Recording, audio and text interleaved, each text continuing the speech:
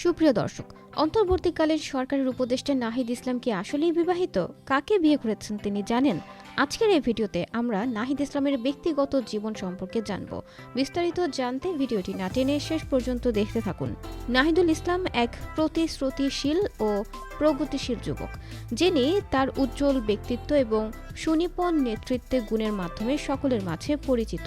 বিভিন্ন কর্মসূচিতে তার দক্ষ সমন্বয় এবং পরিপক্কতার চাপ সকলকে মুগ্ধ করেছে এবং তাকে সকলের শ্রদ্ধার আসনে অধিষ্ঠিত করেছে।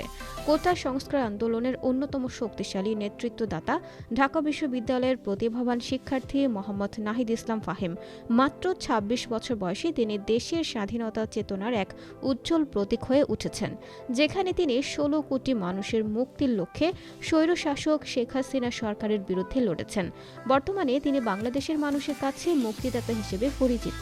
নাহিদ ইসলামের ডাকনাম ফাহিম। তার শিক্ষা জীবন শুরু হয় দক্ষিণ বনশ্রী মডেল হাই স্কুল থেকে। এরপর সেখান থেকে মাধ্যমিক পাশ করে তিনি সরকারি বিজ্ঞান কলেজে ভর্তি হন।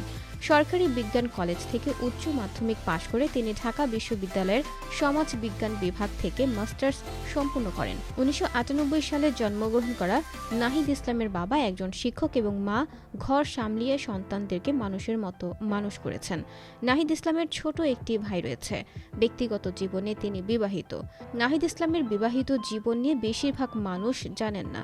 সম্প্রতি তার বিয়ের বিষয়টি প্রকাশিত হলেও এ বিষয়ে খুব কম তথ্য পাওয়া গিয়েছে, কারণ নাহিদ ইসলাম তার স্ত্রীকে নিয়ে কখনো সামাজিক যোগাযোগ মাধ্যমে কিছু শেয়ার করেননি।